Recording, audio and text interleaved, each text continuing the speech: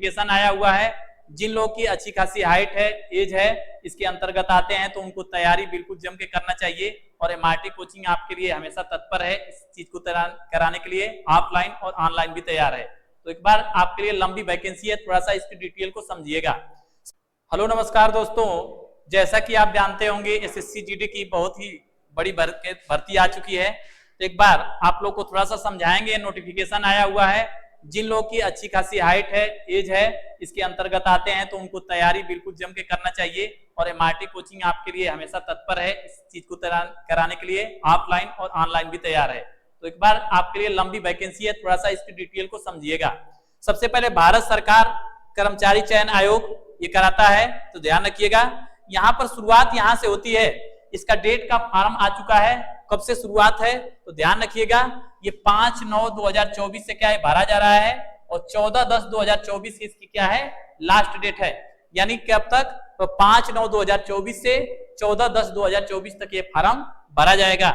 आपको जो आप देख रहे होंगे, आपको लास्ट डेट क्या है, टाइम ऑफ फॉर रिसिपेट एप्लीकेशन के लिए, यानी कि लास्ट डेट कब तक है तो ध्यान रखिएगा 14/10/2024 को 23 बजे तक।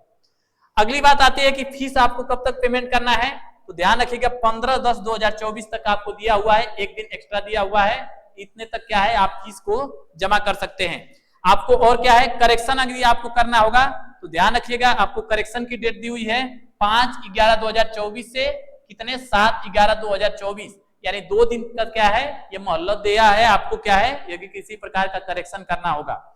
अब बात आती है सबसे मोस्ट इंपोर्टेंट चीज, आपका एग्जाम कब होगा, किस प्रकार का एग्जाम होगा, तो ध्यान रखिएगा कंप्यूटर बेस्ड होगा। सिर्फ कंप्यूटर पर ये क्या है ऑनलाइन एग्जाम होगा, इस बात को ध्यान रखिएगा। और इसमें क्या हो जाएगा तो ध्यान रखिएगा जनवरी से फरवरी यानी 2025 में, ये मोस्ट इंपोर्टेंट समझिएगा, यानी जनवरी फरवरी के 2025 में क्या है आपका एग्जाम करा लेगा। ये आपको क्या है एसएससी जारी कर चुका है अपना कैलेंडर। आगे बात करते हैं, ये सब सारी चीजें समझ रहे होंगे। आगे थोड़ा सा आपको जो जानकारी देना है उसमें समझते हैं। चलिए, आपको भर्ती कितनी है ये थोड़ा सा ध्यान रखिएगा। आपको पूरी वैकेंसी कितनी है, इधर देख रहे होंगे मेल, और इधर क्या है फीमेल की भर्ती दी गई है। अलग अलग कैटेगरी में दिया गया है, लेकिन हमको टोटल नंबर दिखना है। तो टोटल नंबर कितना है तो ध्यान रखिएगा, यहाँ पर कितना है 35,612, यानी पूरी जो मेल की वैकेंसी है कितनी है 35,612 क्या है मेल की वैकेंसी है। अच्छी खासी वैकेंसी है, जिसमें अलग अलग दिया है यूआर की 15,094, वहीं ईडब्ल्यूएस की 3496, वहीं ओबीसी की 7747, और एसटी की दिया है 4021, और वहीं एससी का है 5254। वहीं फीमेल की बात किया जाए जो महिला वर्ग के लिए है तो कितना है 39,481, सबसे अधिक महिलाओं की भर्ती है। ध्यान रखिएगा 39,481 क्या है महिलाओं के लिए भर्ती है, इसको ध्यान में रखेंगे। तो थोड़ा सा ये आप लोग के लिए बहुत ही अच्छी खबर है। जितनी भी महिलाएं हैं उनको के लिए क्या है इसको फार्म को भरना चाहिए, और इसमें लगातार आपको क्या है पढ़ाई करते रहना है। और आपके लिए थोड़ा सा इंपॉर्टेंट चीज इसमें है, उस चीज को हम समझाते चलते हैं, थोड़ा सा आप लोग भी ध्यान रखिएगा। अब बात आती है एज रिलैक्सेशन की, तो एससी और एसटी यानी इनको कितने वर्ष का, तो ध्यान रखिएगा 5 वर्ष का क्या है इनको छूट दिया गया है। वहीं ओबीसी की बात किया जाए, ओबीसी को कितने वर्ष की, तो 3 वर्ष की छूट दिया गया है, यानी ओबीसी को क्या है 3 वर्ष की छूट दिया गया है। और भी चीजें हैं तो इसको छोड़िए, इससे आपसे कोई लेना देना नहीं है। और भी लोगों को क्या है छूट दिया गया है, जो कि आप देख रहे हैं। आगे चलते हैं, कुछ और महत्वपूर्ण बिंदुओं पर देखते हैं इसमें, और इसको थोड़ा सा आप लोग देखते चलिएगा।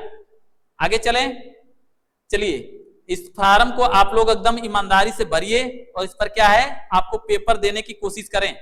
इस पेपर में बहुत ही ज्यादा आपको दिक्कत नहीं आएगी। आपको ले चलते हैं और भी चीजों पर, थोड़ा सा जो जो जानकारियां इसमें अच्छी खासी दी गई हैं। आपको एनसीसी सर्टिफिकेट होगा तो 5% का क्या है आपको मैक्सिमम मार्क में क्या है एग्जाम में मिलेगा। बी है तो 3%, 2% क्या है ए लेवल को मिलेगा।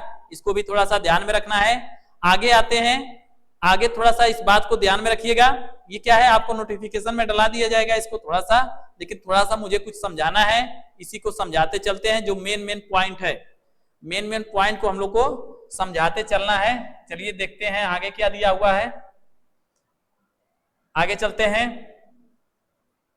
चलिए ये आपका सेंटर दिए हुए हैं, एग्जामिनेशन के लिए सेंटर आपका दिया गया है, तो आप इस सेंटर भी देख सकते हैं। आपका बनारस भी है, वाराणसी भी सेंटर यहाँ पर मौजूद है, इसको ध्यान रखिएगा। लखनऊ हो गया, प्रयागराज हो गया, झांसी हो गया, बरेली, ये सब क्या है आपको सेंटर दिए गए हैं, इसको थोड़ा सा ध्यान में रखना है। ये सेंटर आपको पूरा दिया गया है, पूरा भारत में ये परीक्षा का आयोजन कराती है एसएससी, और हर साल क्या है लगभग हो ही जाता है इसका। और भी चीजें इसमें दिया गया है, उस पर चलते हैं, बात करते हैं। चलिए, यहां पर मेन चीज आपका ये है सब्जेक्ट। आपको सब्जेक्ट में थोड़ा सा देखना है कि सब्जेक्ट में आपको क्या क्या पूछेगा। तो आप देखिएगा पार्ट ए में जो है आपको क्या दिया है, जनरल इंटेलिजेंस एंड रीजनिंग। क्या है, ध्यान रखिएगा, जनरल इंटेलिजेंस एंड रीजनिंग क्या है आपको दिया हुआ है। एक 20 प्रश्न रहेंगे, कितने के रहेंगे, 20 रहेंगे और 40 मार्क के रहेंगे, यानी 40 मैक्सिमम मार्क इसका रहेगा। 20 प्रश्न रहेंगे, अर्थात एक प्रश्न 2 नंबर का रहेगा। वहीं पार्ट बी में क्या दिया हुआ है, जनरल नॉलेज एंड क्या है, जनरल अवेयरनेस, यानी क्या है आपका जो जीके जीएस है वो कितने नंबर का, 20 प्रश्न रहेंगे, ये भी कितने का, 40 मार्क का रहेगा। 20 प्रश्न 40 मार्क का। वहीं बात करेंगे मैथमेटिक्स का, तो ध्यान रखिएगा ये भी 20 प्रश्न रहेगा, 40 मार्क का रहेगा। और इंग्लिश या हिंदी में से दोनों में से कोई एक लेना है, आपको चूज करना है, जिसमें 20 नंबर का रहेगा और ये भी कितने का, 40 मार्क का रहेगा। अर्थात समय कितने का रहेगा, तो ध्यान रखिएगा 80 प्रश्न रहेंगे 60 मिनट के।